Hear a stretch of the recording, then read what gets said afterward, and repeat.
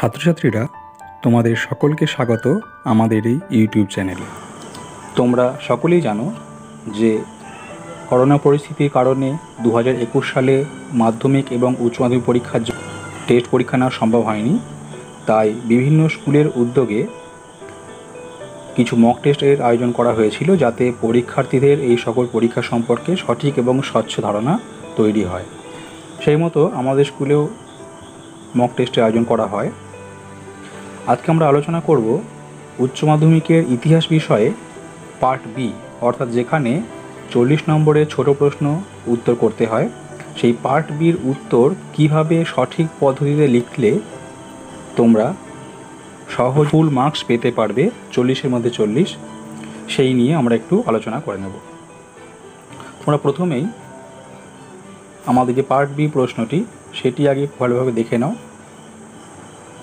তোমাদের সুবিধার জন্য ডেসক্রিপশন বক্সে এই কোশ্চেনের পিডিএফটি দেওয়া হয়েছে, তাই তোমরা পারলে আগে থেকে এই প্রশ্নের পিডিএফ কপিটাকে ডাউনলোড করে সেটাকে আগে সামনে রেখে তারপর পার্ট বি এর এমসিকিউ এবং এসিকিউ পার্টগুলোকে কিভাবে উত্তর করা হচ্ছে সেটা তোমরা দেখার চেষ্টা করবে। তোমরা দেখতে পাচ্ছ পার্ট বি এর একের দাগের যে প্রশ্ন 24টা এমসিকিউ রয়েছে।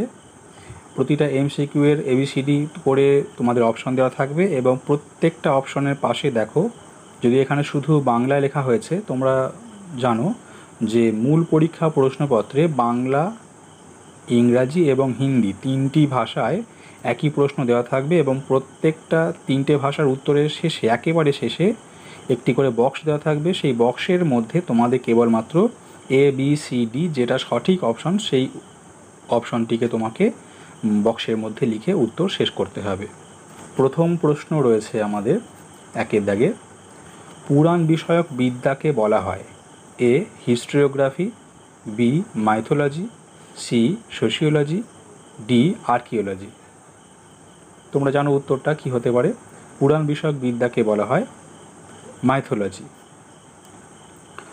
দুইয়ের প্রশ্ন দেখো, হিস্ট্রি অফ ব্রিটিশ ইন্ডিয়া গ্রন্থটি রচনা করেন।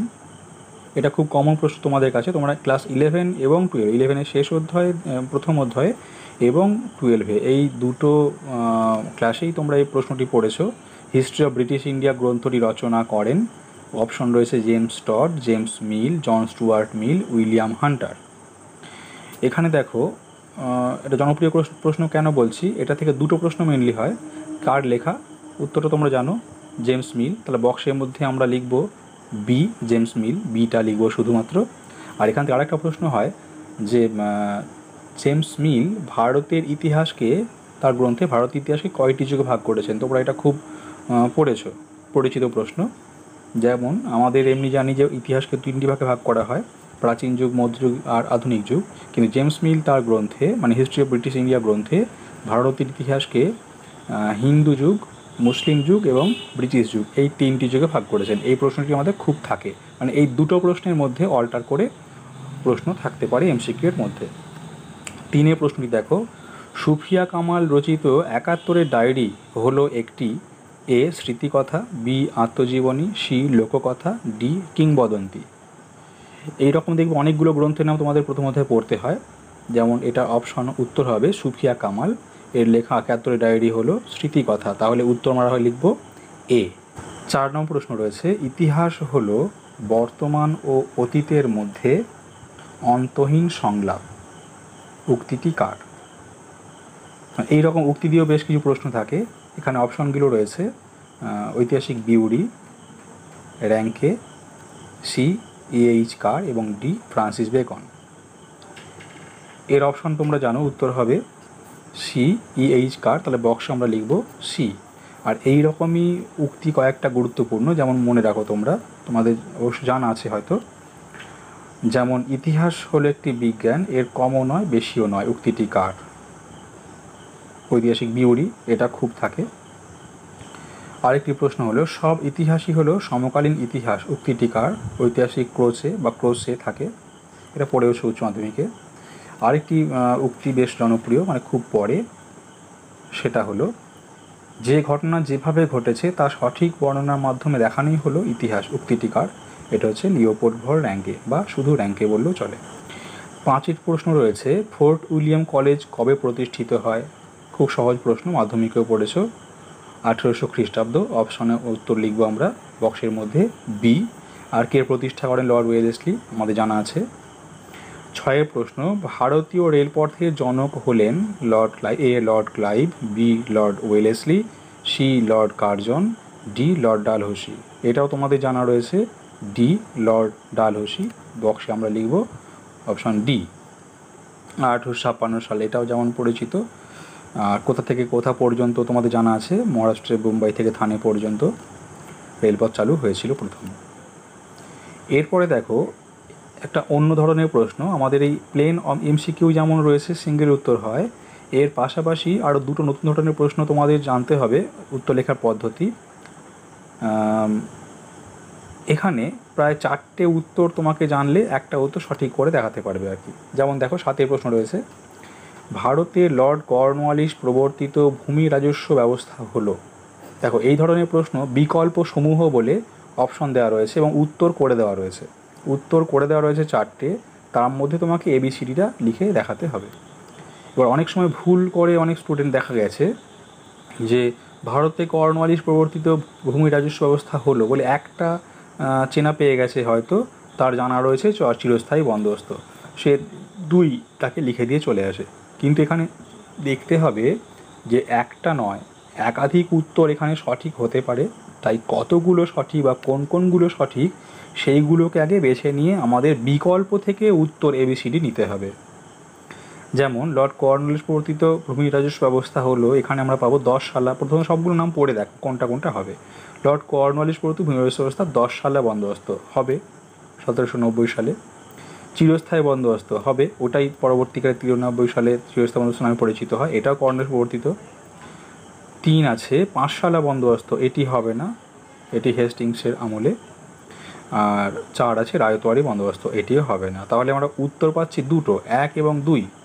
তাহলে 1, 2 বিকল্প আমাদের তো বক্সে লেখার অপশন নেই, আমাদের বিকল্প থেকে এবার খুঁজে নিতে হবে। তাহলে কি পাচ্ছি উত্তর? 1, 2 ঠিক, 3, 4 ভুল। তাহলে সেই বিকল্প আমাদের দেখতে হবে। 1, 2 ঠিক, 3, 4 ভুল আছে আমাদের বিকল্প বিতে। সুতরাং আমরা বক্সে লিখব কিন্তু বি। সেখানে শুধুমাত্র 10 সালের 1 বা চিরস্থায়ী 2 এইরকম লিখলে কিন্তু নম্বর পাওয়া যাবে না।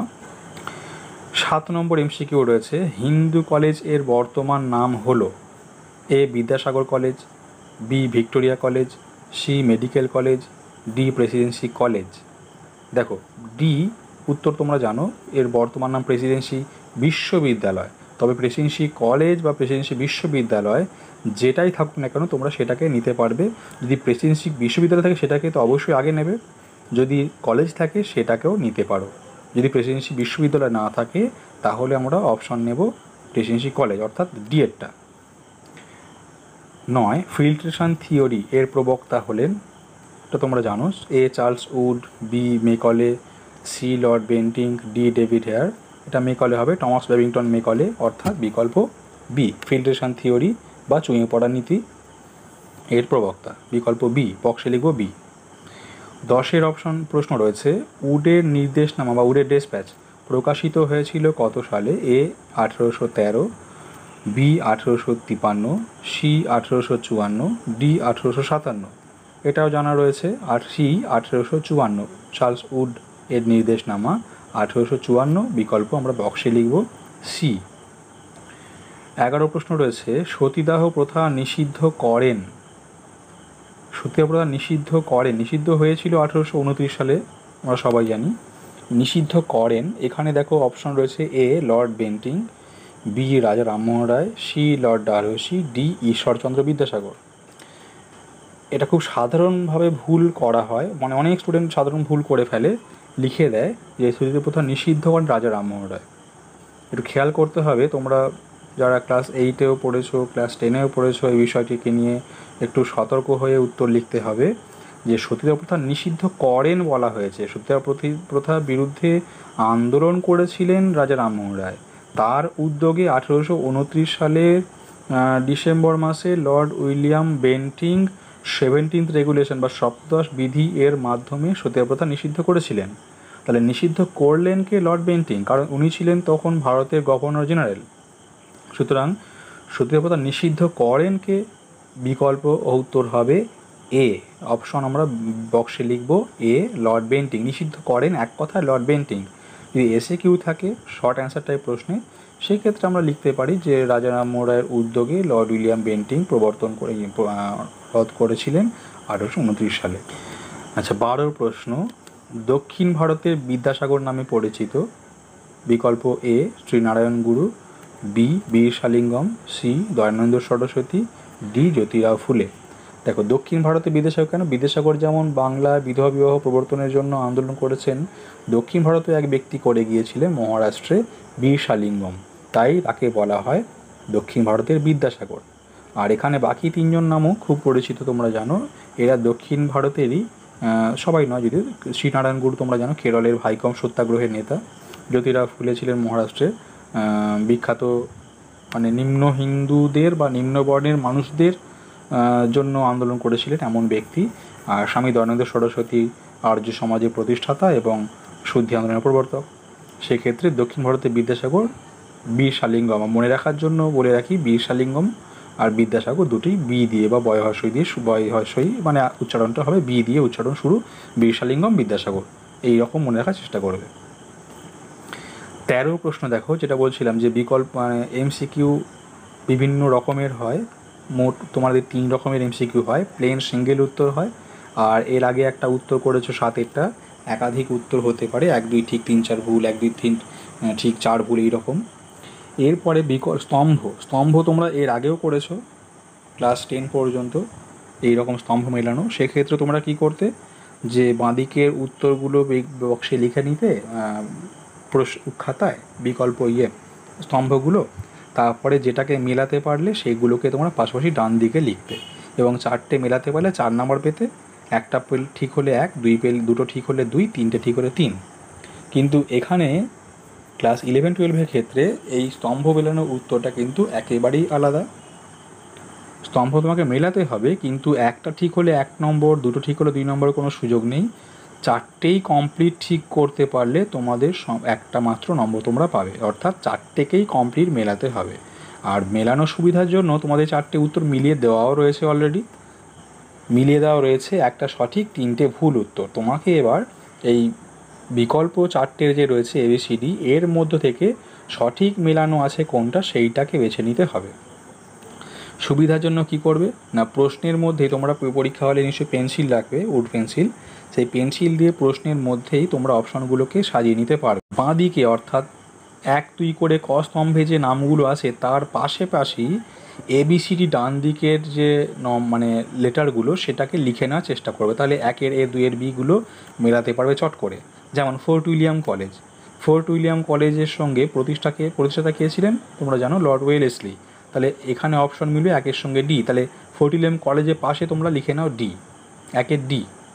তারপরে স্কুল বুক সোসাইটি প্রতিষ্ঠা করেছিলেন ডেভিড হেয়ার 1817 সালে, তাহলে স্কুল বুক সোসাইটি 2-এর পাশে লিখে নেবে সি, তাহলে 1-এর ডি, 2-এর সি।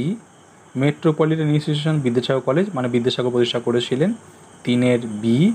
আর এশিয়াটিক সোসাইটি প্রতিষ্ঠা করেছিলেন উইলিয়াম জোন্স, 4-এর এ। তার মানে DCBA, মানে 1-এর ডি, 2-এর সি, 4-এর বি, আর এই 3-এর বি, 4-এর এ, এগুলো তোমরা নামের পাশাপাশি লিখে নাও। তাহলে DCBA যেই মিলে গেল, DCBA অপশনটা কোথায় আছে এবার দেখে নাও। বিকল্প এতে আছে BDAC, বিকল্প বিতে DCBA, সুতরাং বিকল্প বিতে পেয়ে যাচ্ছি আমরা। অর্থাৎ উত্তর আমরা কমপ্লিট উত্তর পাচ্ছি কোনটা, 4টেই মিলে গেল DCBA। আবার বলি, 4টে যদি তোমাদের জানা না থাকে, যদি বাই চান্স দেখা যায় 2টো কমন বাকি 2টো আছে না, তাহলেও উত্তর মিলে যাবে। যদি মাঝের 2টো বা শেষের 2টো মেলাতে পারো চট করে মিলে যায়, কারণ প্রথমগুলো অনেক সময় কমন থেকে যায়। যেমন 1-এর ডি 2টো অপশানে পেয়ে গেছো, এরকম থেকে যায়। তাই শেষ থেকে বা মাঝখান থেকে 2টো যদি মেলাতে পারা যায়, খুব সহজে আমরা উত্তরটাকে বের করতে পারবো, বাকি 2টো না জানা থাকলেও। যেমন বলছিলাম school book society David Hare, দেখো 2-এর সি। আর একটা মেলাতে যদি পারা যায় এশিয়াটিক সোসাইটি উইলিয়াম জোন্স, 4-এর এ। তাহলে 2-এর সি, 4-এর এ কার আছে? শুধুমাত্র বিয়েরটা আছে। তাহলে এইভাবে আমরা দুটো উত্তর যদি কমন থাকে সেক্ষেত্রে আমরা এই বিকল্পকে মেলাতে পারব। এটা দেখবে তোমাদের পরীক্ষা মূল প্রশ্নে এই রকম অপশন দেওয়া যে প্রশ্নগুলো বাংলা, হিন্দি, ইংরাজি মিলিয়ে 2 পাতা জুড়ে প্রশ্ন হয়ে যায় এবং শেষে একখানা বক্স দেওয়া থাকে। সেখানে দেখা যায় অনেক স্টুডেন্ট করেছে কি অ্যারো দিয়ে জুড়ে দিয়েছে, মানে দাগ টেনে টেনে ফোর্ট উইলিয়াম কলেজের সঙ্গে অ্যারো করে দিল, লর্ড ওয়েলেসলি, এইরকম অ্যারো করে ছেড়ে দিয়েছে, বক্সে কিছু লিখছে না। তাহলেও বলে রাখি অ্যারো করে ছাড়লে কিন্তু হবে না, বা নাম্বারিংগুলো পাশে লিখে দিয়ে চলে গেছে, বক্সে কিছু লেখেনি, সেক্ষেত্রেও বলে রাখি বক্সে তোমাদের উত্তরটাই মেনলি দেখা হবে, বক্সে তোমাকে কিন্তু লিখতেই হবে। 14 প্রশ্ন দেখো এরপরে রয়েছে কুওমিন্তাং দলটি কে প্রতিষ্ঠা করেছিলেন? প্রতিষ্ঠান হয়ে গেছে, স্পেলিং ভুল আছে একটু। প্রতিষ্ঠা করেছিলেন কে? অপশন এ চৌ এন লাই, B Sun Yat Sen, C Chiang Kaishek, D Mao Zedong বা মাও সেতুং। এখানে তোমরা জানো চীনের থেকে প্রশ্ন 3-4 অধ্যায় মিলিয়ে রয়েছে। কুওমিন্তাং দল প্রতিষ্ঠা করেছিলেন শান ইয়াত সেন, বিকল্প বি। 15 প্রশ্ন রয়েছে নিউ ইন্ডিয়া পত্রিকার সম্পাদক কে ছিলেন? নিউ ইন্ডিয়া পত্রিকার সম্পাদক ছিলেন অ্যানি বেসান্ত, বিকল্প এ। তারপরে 16টা কাইজারি হিন্দ উপাধি ত্যাগ করেছিলেন। দেখো এটা নিয়ে খুব গণ্ডগোল হয়ে যায় যে উপাধি ত্যাগ করা দুজন ভারতীয় এখানে মানে গুরুত্বপূর্ণ আর কি। তোমরা সকলেই জানো যে জালিয়ানওয়ালাবাগের হত্যাকাণ্ডের প্রতিবাদে নাইট বা স্যার উপাধি ত্যাগ করেছিলেন রবীন্দ্রনাথ ঠাকুর, আর কাইজারি হিন্দ উপাধি ত্যাগ করেছিলেন মহাত্মা গান্ধী। তিনি ব্রিটিশদেরকে সৈন্য দিয়ে বা ভারতীয় সৈন্যবাহিনী কে প্রথম বিশ্বযুদ্ধে সাহায্য করেছিল, সেই তাতে খুশি হয়ে আর কি ব্রিটিশ সরকার মহাত্মা গান্ধীকে কাইজার ই হিন্দ বা ভারতের কাইজার উপাধি প্রদান করেছিলেন। সেই উপাধি ফিরিয়ে দিয়েছিলেন বা ত্যাগ করেছিলেন মহাত্মা গান্ধী। হ্যাঁ, এই দুটো খেয়াল রাখতে হবে, নাইট বা স্যার উপাধি রবীন্দ্রনাথ ঠাকুর আর কাইজার ই হিন্দ উপাধি ত্যাগ করেছিলেন মহাত্মা গান্ধী। তাহলে এখানে বিকল্প আমাদের উত্তর হবে, বক্সে লিখব মহাত্মা গান্ধী অর্থাৎ সি।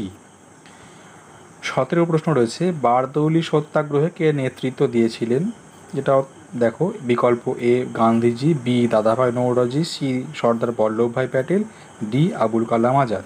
উত্তর হবে বিকল্প সি অর্থাৎ সর্দার বল্লভভাই প্যাটেল। এরপরে এমসিকিউ রয়েছে 18টা নবান্ন। নবান্ন নাটকের রচয়িতাকে? নবান্ন নাটকটি রচনা করেছিলেন দেখো এ আছে বিভূতিভূষণ বন্দ্যোপাধ্যায়, বি অমলেন্দু চক্রবর্তী, সি বিজন ভট্টাচার্য, ডি উৎপল দত্ত। তোমাদের পঞ্চম অধ্যায়ে একটা গুরুত্বপূর্ণ প্রশ্ন থাকে যে 50-এর মন্বন্তর,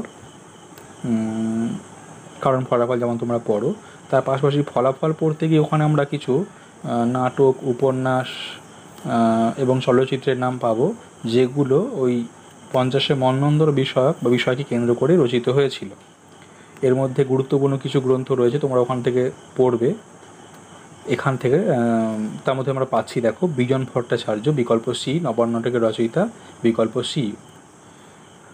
19 প্রশ্ন রয়েছে সত্য বিলোপ নীতি প্রবর্তন করেছিলেন কে? সত্য বিলোপ নীতি প্রবর্তন করেছিলেন A Lord Dalhousie, B Lord Canning, C Lord Curzon, D Lord Wellesley.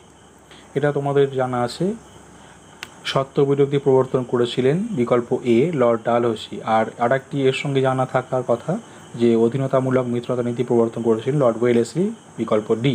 কিন্তু খেয়াল করতে হবে সত্য বিলোপ নীতি বিকল্প এ লর্ড ডালহৌসি, বক্সে লিখব এ। ক্রিপস প্রস্তাবকে a post dated cheque on a crashing bank, মানে একটি ফেল পড়া ব্যাংকের উপর আগামী দিনের চেক বলে কে অভিহিত করেছিলেন? ক্রিপস প্রস্তাবের প্রতিক্রিয়া স্বরূপ কে? না উত্তর আমাদের এখানে তোমরা জানো সি গান্ধীজি, এটা বক্সে লিখব সি। 21 প্রশ্ন তাম্রলিপ্ত জাতীয় সরকার এর সর্বাধিনায়ক ছিলেন A Sushil Dhara, B Ajay Mukhopadhyay, C Satishchandra Basu, D Satishchandra Samanta, D Satishchandra Basu. দেখো ইতিহাসে আমরা 3জন বিখ্যাত সতীশচন্দ্রকে পাবো, সতীশচন্দ্র সামন্ত, সতীশচন্দ্র বসু, সতীশচন্দ্র মুখোপাধ্যায়।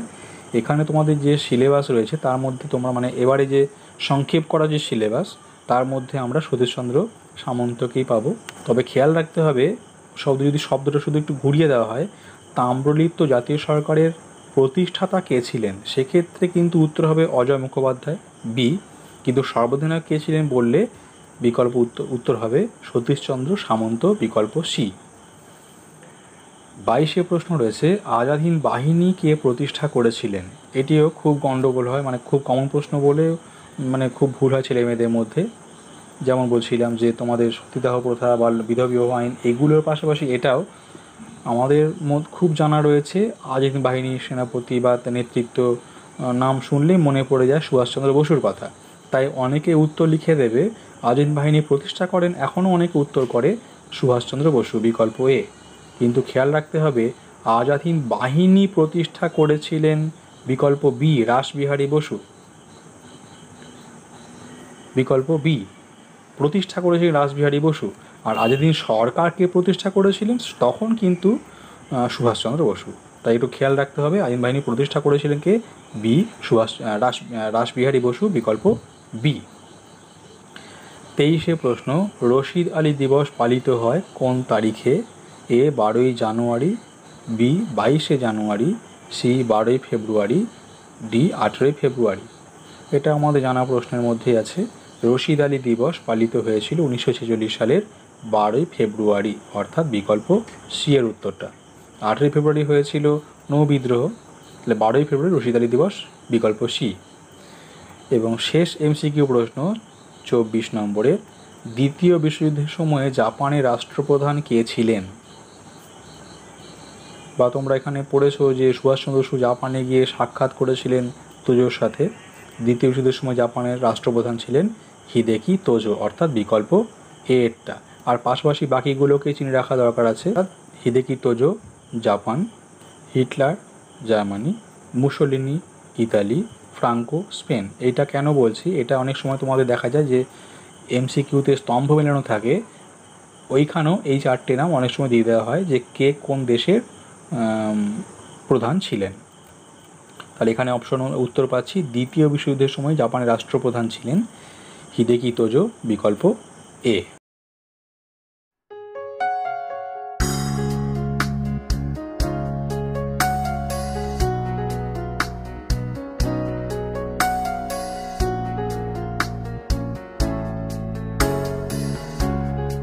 এবার আমরা আলোচনা করব পার্ট বি এর 2 দাগের প্রশ্ন নিয়ে, যেখানে 16টা এসএকিউ অর্থাৎ শর্ট অ্যান্সার টাইপ প্রশ্নের উত্তর করতে হয়। তোমাদের প্রশ্নপত্রে তোমরা দেখবে যে 16টি প্রশ্ন উত্তর লিখতে হলেও তোমাদের 16টির মধ্যে 8টি প্রশ্ন কোনো অথবা ছাড়াই, অপশন ছাড়া প্রশ্ন দেওয়া হবে এবং বাকি 8টি প্রশ্নে অপশন দেওয়া থাকবে, অর্থাৎ মোট 24টা প্রশ্ন তোমাদের দেওয়া থাকবে 16টি উত্তর করার জন্য। এবার তোমরা যদি 24টা প্রশ্ন উত্তর করে আসো কোনো অসুবিধা নেই, বিকল্প দেখে তোমাদের নম্বর দেওয়া হবে। দেখো, আর জায়গা তোমাদের অবশ্যই এখানে বলি 2 লাইন করে ফাঁকা দেওয়া রয়েছে। পরীক্ষা মূল প্রশ্নে তোমাদের কিন্তু 3 লাইন করে জায়গা দেওয়া থাকবে। তোমরা অবশ্যই সেই জায়গার মধ্যে তোমাদের 2টো বাক্যের মধ্যে চেষ্টা করবে উত্তরকে শেষ করে আসার। আর অধিকাংশ উত্তরই 1টা বা 2টো শব্দে লিখতে হবে, সেখানে তোমাদের অধিকাংশ প্রশ্নের জায়গা বাঁচবে। কিছু কিছু প্রশ্ন সংজ্ঞা থাকবে, সেগুলো ক্ষেত্রে তোমাকে আগে থেকে ভেবে নিয়ে তবেই যাতে ওই জায়গায় ধরে যায় তবেই সেইভাবে উত্তর লেখার চেষ্টা করতে হবে। যেমন দেখো, প্রথমে 1 নম্বর প্রশ্ন রয়েছে, ভারতীয় সিভিল সার্ভিসের জনক কাকে বলা হয়? তোমরা জানো উত্তর হবে লর্ড কর্নওয়ালিস। তাই পূর্ণ বাক্যে যদি নাও লিখি কোনো অসুবিধা নেই, শুধু আমরা লিখে দিলাম কাকে বলা হয়, লর্ড কর্নওয়ালিসকে বলা হয়, ব্যাস। 2 নম্বর প্রশ্ন, দস্তক বলতে কী বোঝো? সংক্ষেপে আমরা এটুকু লিখতে পারি। দেখবে উত্তরটাকে আমরা সংক্ষেপ করবে এমনভাবে যেন ওই 2টো বাক্যের মধ্যেই ওই উত্তরের মূল অংশগুলো সবটাই বলা হয়ে যায়, কোনো একটা ছোটোখাটো বিষয়গুলো যেন বাদ না যায়। তাহলে মূল কথাটাকে উত্তরে যেগুলো গুরুত্বপূর্ণ দিক সেগুলোকে আমরা রেখে দিয়ে 2টো বাক্যে শেষ করার চেষ্টা করব। যেমন দস্তক কী না, দস্তক হলো এক ধরনের বাণিজ্যিক ছাড়পত্র, এর দ্বারা বিনা শুল্কে বাণিজ্য করা যায় বা পণ্য আনা নেওয়া করা যায়, এটা মূল উত্তর। তবে এর সঙ্গে একটা বিষয় জড়িয়ে রয়েছে, দস্তক প্রদান কে কবে করেছিলেন, তাই এর সঙ্গে আমরা একখানা বাক্য আর বাড়তি লিখে দিতেই পারি যে মুঘল সম্রাট ফারুক সিংহ 1717 খ্রিস্টাব্দে ইংরেজ ইস্ট ইন্ডিয়া কোম্পানিকে এই দস্তক প্রদান করেছিলেন। এর অথবা প্রশ্ন রয়েছে, দেখো দেওয়ানি কাকে বলে? এটাকেও আমরা খুব সংক্ষেপে এরকম লিখতে পারি যে দেওয়ানি বলতে বোঝায় দেওয়ানি বিচার ও রাজস্ব আদায়ের ক্ষমতা। ইংরেজ ইস্ট ইন্ডিয়া কোম্পানি 1765 খ্রিস্টাব্দে মুঘল সম্রাট দ্বিতীয় শাহ আলমের কাছ থেকে বাংলা, বিহার ও উড়িষ্যার দেওয়ানি লাভ করে। 3 প্রশ্ন আছে, দেখো সুপ্রিম কোর্টের প্রথম প্রধান বিচারপতি কে ছিলেন? Sir Eliza Impey. ব্যাস এটুকু লিখলেই চলবে। অথবা রয়েছে ভারতের সুপ্রিম কোর্ট কত সালে স্থাপিত হয়েছিল? স্থাপিত হয়েছিল 1774 সালে। যদি এইটুকুই চাই এইটুকু লিখলে কোনো অসুবিধা নেই। আর যদি কখনো প্রশ্ন থাকে যে কোন আইন অনুসারে, সেক্ষেত্রে তোমরা লিখতে পারো 1773 সালের রেগুলেটিং আইন অনুসারে বা রেগুলেটিং আইন দ্বারা। কিন্তু অনেকে দেখা যায় এই রকম লেখে, যদি সে ঠিকই লিখতে চাইছে, যেমন উত্তর অনেকে লিখছে 1773 সালের রেগুলেটিং আইন দ্বারা প্রতিষ্ঠিত হয়েছিল। কিন্তু এই রকম যদি তুমি শুরুতে লেখো তাহলে উত্তরটা মনে হবে 1773 সালে প্রতিষ্ঠিত হয়েছিল সুপ্রিম কোর্ট, কিন্তু আইনটা 73 সালে হচ্ছে। তাই তোমরা এই রকমভাবে একটু ভাগ করে বা ভেঙে দেখানোর চেষ্টা করবে। 1774 সালে সুপ্রিম কোর্ট প্রতিষ্ঠিত হয়, আর এটাকে ব্র্যাকেটেও দিতে পারো বা পাশে লিখতে পারো যে 1773 সালে রেগুলেটিং আইন দ্বারা। 4 প্রশ্ন, সূর্যাস্ত আইন কি? সূর্যাস্ত আইন হলো বাংলায় প্রবর্তিত চিরস্থায়ী বন্দোবস্তের অন্যতম শর্ত। বা এটাকে তোমরা যে একটা বাক্য জুড়তে পারো এইরকমভাবে, দেখো যে চিরস্থায়ী বন্দোবস্তের শর্ত অনুসারে স্থির হয় যে বছরের শেষে একটি নির্দিষ্ট দিনে সূর্যাস্তের পূর্বে, মূল কথাটা এটাই, বছরের শেষে একটি নির্দিষ্ট দিনে সূর্যাস্তের পূর্বে কোনো জমিদার তার বকেয়া রাজস্ব মেটাতে না পারলে তার জমিদারি নিলামে বিক্রয় করে রাজস্ব আদায় করা হবে। এটি হলো সূর্যাস্ত আইন। এরপরে প্রশ্ন রয়েছে অবশিল্পায়ন। বলে রাখি অবশিল্পায়ন, তারপরে প্রশ্ন হচ্ছে দেখবে সম্পদের বহির্গমন আর পলাশি লুণ্ঠন। এই 3টে প্রশ্ন একই অধ্যায় থেকে নেওয়া হয়েছে, 3 অধ্যায়, এবং খুব কাছাকাছি উত্তর হয় এবং খুব ভুল হয়, একে অপরের সঙ্গে মিশে যায়। তাই একটু ক্লিয়ার থাকার চেষ্টা করবে। উত্তরটা যেমন বলি, অবশিল্পায়ন কি যদি প্রশ্ন থাকে, আমরা উত্তরটাকে এইভাবে সংক্ষেপে লিখতে পারি যে পলাশি যুদ্ধের পরবর্তী কাল থেকে কোম্পানি ও তার কর্মচারীদের শোষণ, লুণ্ঠন, বিনা শুল্কে বাণিজ্য প্রভৃতির ফলে বাংলার প্রাচীন কুটির শিল্প ও বস্ত্রশিল্প ক্রমশ ধ্বংসের সম্মুখীন হয়। এই ঘটনাকেই ডক্টর অমিয় বাগচি, বিপানচন্দ্র প্রমুখ ঐতিহাসিক অবশিল্পায়ন নামে অভিহিত করেছেন। যদি এতটুকু জায়গা ধরে যায় তো ভালো, না হলে ঐতিহাসিক নাম বাদ দিয়ে লিখতে হবে, উপায় যদি না থাকে। আর অথবা দিয়ে প্রশ্ন রয়েছে সম্পদের বহির্গমন বলতে কী বোঝো? দেখো এই দুটো প্রশ্ন খুব কাছাকাছি, একটু মানে খেয়াল রাখো যে অবশিল্পায়ন যখন বলছি আমরা, পলাশি যুদ্ধের পরবর্তীকাল থেকে ভারতের শিল্পের যে অবনমন, আর সম্পদের বহির্গমনটা বলা হচ্ছে দেখো ততটা একটু আলাদা।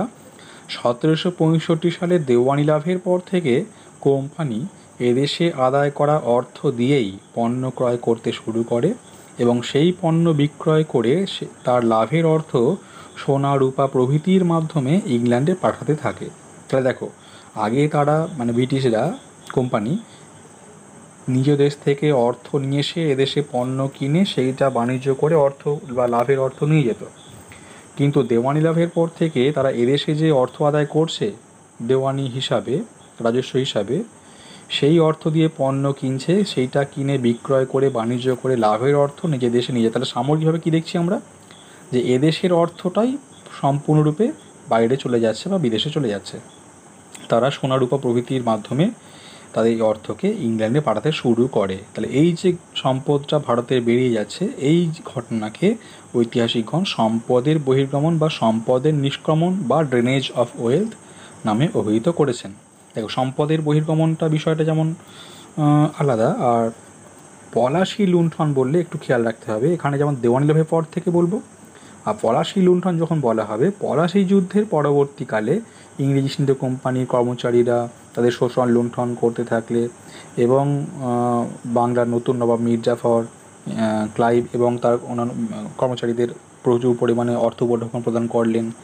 এই যে পলাশি যুদ্ধের পরবর্তীকালে যে সম্পদটা চলে যাওয়া, সেটাকে বলা হচ্ছে পলাশি লুণ্ঠন। এরপর দেখো 6 প্রশ্ন রয়েছে, বাংলা গদ্য সাহিত্যের জন্য কাকে বলা হয়? এক কথা লিখতে পারি রাজা রামমোহন রায়কে।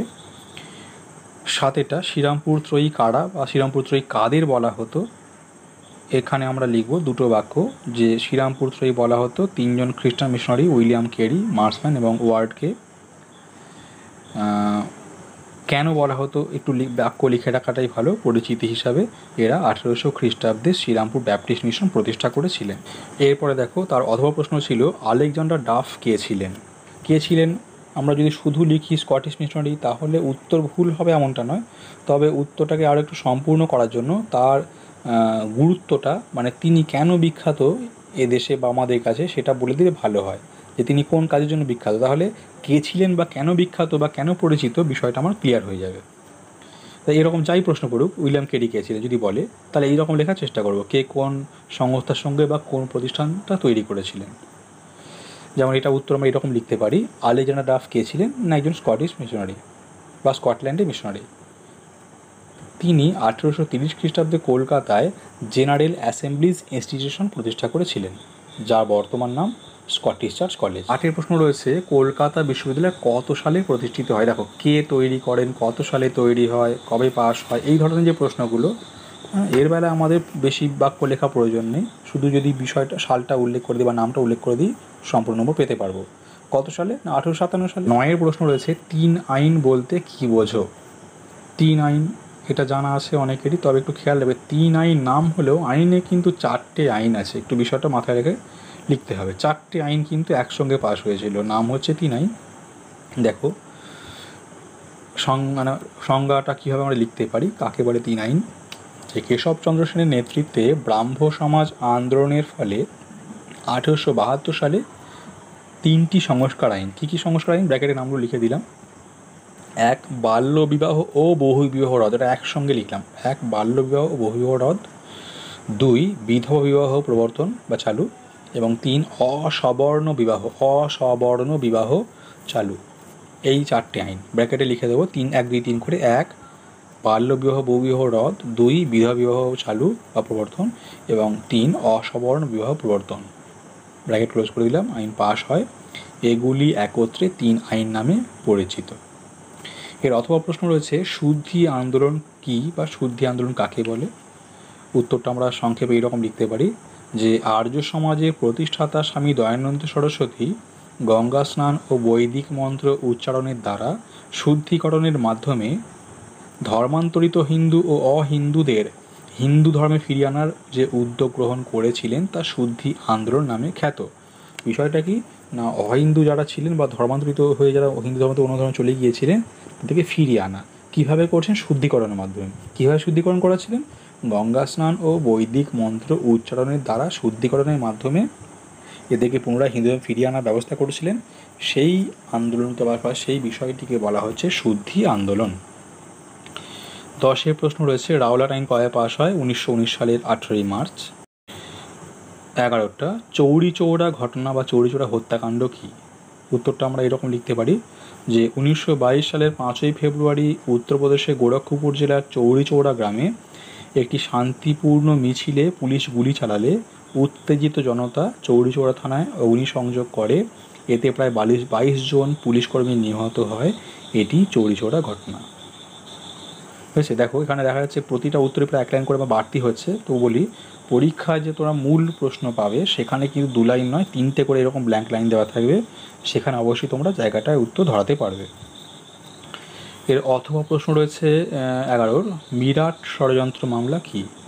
এটাকেও দেখো আমরা একটা বাক্যে এরকম লিখতে পারি, যে ভারতে কমিউনিস্ট পার্টি কার্যকলাপ ও আন্দোলনকে দমন করার উদ্দেশ্যে 1929 সালে 33 জন শ্রমিক নেতাকে গ্রেপ্তার করে ব্রিটিশ সরকার, মানে এখানে লেখা বাদ চলে গেছে, গ্রেপ্তার করে ব্রিটিশ সরকার এক মামলা শুরু করে, এটি মিরাট ষড়যন্ত্র মামলা নামে পরিচিত।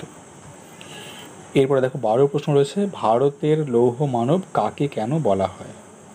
কাকে বলা হয় যদি বলা হতো, আমরা উত্তর লিখতাম সর্দার বল্লভভাই প্যাটেল, এক কথায়। কিন্তু কেন বলা হয়েছে বিষয়টা একটু লেখার চেষ্টা করব, যে ভারতের প্রথম স্বরাষ্ট্রমন্ত্রী সর্দার বল্লভভাই প্যাটেল, যদি এটা আমি না বলি কোনো অসুবিধা নেই। সর্দার বল্লভভাই প্যাটেল, তিনি তার কঠোর পদক্ষেপ ও যুদ্ধনীতির মাধ্যমে স্বাধীন দেশীয় রাজ্যগুলিকে ভারতীয় যুক্তরাষ্ট্রে অন্তর্ভুক্ত করেছিলেন বা অন্তর্ভুক্ত করার উদ্যোগ নিয়েছিলেন। এই কারণে তাকে লৌহমানব বলা হয় বা ভারতীয় লৌহমানব বলা হয়। বা এমনও থাকতে পারে, ভারতে বিসমার্ক কাকে বলা হয়। একই উত্তর হবে, যে তিনি জার্মানি বিসমার্কের মতোই সর্দার বল্লভভাই প্যাটেল ভারতের স্বাধীন দেশীয় রাজ্যগুলিকে ভারতীয় যুক্তরাষ্ট্রের অঙ্গীভূত করেছিলেন বা অন্তর্ভুক্ত করার ব্যবস্থা গ্রহণ করেছিলেন। এই কারণে তাকে বলা হয় ভারতের বিসমার্ক বা ভারতীয় লৌহমানব। তারপরে দেখো 13 প্রশ্ন রয়েছে, মাহাদ মার্চ কি বা মাহাদ মার্চের সঙ্গে কে জড়িত তোমরা জানো, বি.আর. আম্বেদকর। এইরকম লিখতে পারি উত্তরটা আমরা, যে 1927 সালে 20 মার্চ বোম্বাইয়ের কোলাবায় সাধারণের জলাশয় থেকে নিম্নবর্ণের হিন্দু ও অস্পৃশ্যরাও যাতে জল নিতে পারে তার দাবিতে B.R. আম্বেদকরের আন্দোলনটি হলো মাহাদ মার্চ। তোমরা জানো যে B.R. আম্বেদকর ছিলেন মহারাষ্ট্রের নিম্নবর্গের মাহার সম্প্রদায়ের নেতা। তিনি নিম্নবর্ণের মানুষের অধিকারের দাবিতে আন্দোলন করেছিলেন। পরের প্রশ্নই আসে, দেখো B.R. আম্বেদকর কে ছিলেন? উত্তরটা এরকম লিখতে পারি যে তাকে আমরা চিনি যে কারণে সেটা লেখার চেষ্টা করবো, পরিচয় লেখার চেষ্টা করবো। কীরকম? যে B.R. আম্বেদকর ছিলেন মহারাষ্ট্রে মাহার সম্প্রদায়ের বা মাহার নামক নিম্ন হিন্দু সম্প্রদায়ের নেতা। এইটুকু লিখলেও চলে, কিন্তু তাকে আমরা চিনি কেন? সংবিধানের জন্য। তাই এটাকে আমরা কমপ্লিট এরকম লেখার চেষ্টা করব যে মহারাষ্ট্রে মাহার নামক নিম্ন হিন্দু সম্প্রদায়ের নেতা এবং স্বাধীন ভারতের সংবিধানের জনক ছিলেন B.R. আম্বেদকর। 14 প্রশ্ন রয়েছে, লিন-লিথগো প্রস্তাব বা আগস্ট প্রস্তাব কে কবে ঘোষণা করেছিলেন? আমরা সংক্ষেপে লিখতে পারি ভারতের বড়লাট লর্ড লিন-লিথগো 1940 সালে 8ই আগস্ট। তারিখ যদি এখানে নাও মনে থাকে শুধু আমরা লিখতে পারি 1940 সালে। 15 প্রশ্ন রয়েছে, মাতঙ্গিনী হাজরা ইতিহাসে স্মরণীয় কেন? বা এরকমও থাকতে পারে মাতঙ্গিনী হাজরা কে ছিলেন? উত্তর আমরা একই লিখব যে মাতঙ্গিনী হাজরা ছিলেন মেদিনীপুর জেলার তমলুকের একজন গান্ধী অনুগামী নেত্রী।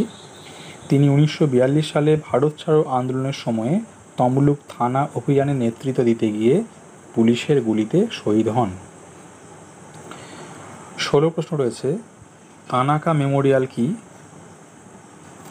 দেখো এটা আমরা 6 অধ্যায় প্রশ্নের মধ্যে পাবো। জাপানের উগ্র সাম্রাজ্যবাদী প্রধানমন্ত্রী তানাকা 1927 সালে জাপান সম্রাটের কাছে এক প্রতিবেদনে পূর্ব এশিয়ার সমস্যা সমাধানের জন্য যুদ্ধনীতি গ্রহণের পক্ষে মত দেন। এটি তানাকা মেমোরিয়াল নামে খ্যাত। আর 16 প্রশ্নে অথবা রয়েছে, মাইলাই ঘটনা কি? বলে রাখি, মাইলাই ঘটনা আরেকটি রয়েছে দিয়েন বিয়েন ফু ঘটনা। এই দুটো অল্টার করে খুব পরীক্ষায় পড়ে এবং এমসিকিউতেও থাকে ঘুরিয়ে ফিরিয়ে যে মাইলাই কোথায় অবস্থিত? ভিয়েতনামে। বা দিয়েন বিয়েন ফু কোথায় অবস্থিত? ভিয়েতনামে। দিয়েন বিয়েন ফু ঘটনা কি? তোমরা জানো যে 1954 সালে ভিয়েতনামের সঙ্গে ফ্রান্সের যে যুদ্ধ, ভিয়েতনামের সেনাপতি জেনারেল গিয়াফের নেতৃত্বে যে যুদ্ধ হয়েছিল এবং ফ্রান্সকে পরাজিত করে ভিয়েতনাম, সেই যুদ্ধ হচ্ছে দিয়েন বিয়েন ফু ঘটনা বা দিয়েন বিয়েন ফু যুদ্ধ। আর মাইলাই ঘটনা কি? মাইলাই কোথায় অবস্থিত? ভিয়েতনামে বললাম। ঘটনা কি?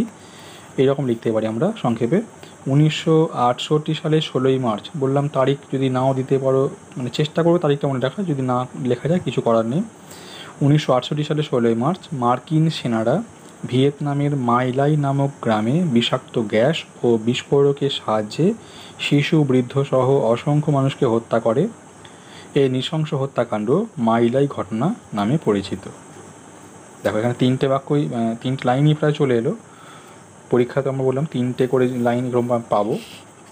এবার এই কতগুলো সতর্কতা একটু বলে রাখি যে এমসিকিউ এর ক্ষেত্রে অবশ্যই বিকল্প আমরা লিখব বক্সের ভেতরে, একটি বক্স থাকবে। যদি মনে হয় কোনো উত্তর লেখার পরে যে কোনো একটা অপশন আমার ভুল হয়ে গেছে, তাহলে সেই বক্সের ভেতরে আর কাটাকাটি না করে ওর ভেতরে লেখার চেষ্টা করবে না। প্লেন বক্সের ভেতরে উত্তরটাকে ক্রস দিয়ে কেটে দেবে। কেটে দিয়ে ডান দিকে পাশেই বক্সের ঠিক পাশে একটা নতুন করে হাত পেনে বক্স করে দিয়ে তার ভেতরে ABCD যেটা অপশন সঠিক বলে মনে হয় সেটাকে লেখার চেষ্টা করবে। তবে একাধিক অপশন মোটেই লিখবে না, যেটা যে কোনো একটাই লিখতে হবে পাশে বক্স করে দিয়ে। আর এসএকিউ এর ক্ষেত্রে সঠিক মানে নির্দিষ্ট জায়গা দেওয়া রয়েছে 3 লাইন করে অপশন এর জন্য আলাদা, প্রশ্নের আলাদা জায়গা। তবে কখনো দেখো যদি মনে হয় যে কোনো একটা অপশন উত্তর লিখলাম বক্সে এসএকিউ মানে শর্ট প্রশ্ন অ্যান্সার টাইপ যে প্রশ্নগুলো লেখার পরে যদি মনে হয় উত্তর ভুল হয়ে গেছে অথবা উত্তরটি কমপ্লিট হয়নি, আরেকটু লিখতে পারলে ভালো হতো, কিন্তু জায়গা নেই, সেক্ষেত্রে কি করা যাবে? যে প্রশ্নের পার্টটা আমাদের মূল খাতার সঙ্গে বেঁধে জমা দিতে হয়, সেই পার্ট বি প্রশ্নের পিছনে এক্সট্রা পেজ বলে একটা সাদা অংশ দেওয়া থাকবে, সাদা পাতা থাকবে। যদি কোনো এমসিকিউটা চেষ্টা করবে ওখানেই করে দেওয়ার। আর এসএকিউ যদি দেখা যায় যে উত্তর লেখার পরেও ভুল বলে মনে হচ্ছে বা কমপ্লিট বলে মনে হচ্ছে না, তাহলে কেটে দাও। কেটে দিয়ে সেই উত্তরটাকে নতুন করে দাগ নাম্বার দিয়ে সেখানে লেখার চেষ্টা করবে উত্তরটাকে। যদি মনে হয় এটা উত্তরটা কোনো মূল দাগে, ধরা যাক 10-এর দাগের কোশ্চেন, তাহলে 10 নম্বর দাগ দিয়ে উত্তর লেখা হবে। যদি দেখা যায় যে 2-10 নয় 2-10 অথবা, তাহলে আমরা দাগ নামাতেও 2-10 অথবা বলে সেই উত্তরটা নতুন করে লেখার চেষ্টা করব। তাই এইভাবে মনে হয় যে এইভাবে যদি আমরা প্রস্তুতি নিতে পারি বা পরীক্ষা হলে এইভাবে উত্তর আমরা অ্যাটেন্ড করতে পারি, তাহলে আমাদের এই পার্ট বি, ইতিহাসে পার্ট বি উত্তরে 40-এর মধ্যে 40 নাম্বার পাওয়াটা খুব একটা শক্ত হবে না, আমরা সহজেই 40-এ 40 পেতে পারবো।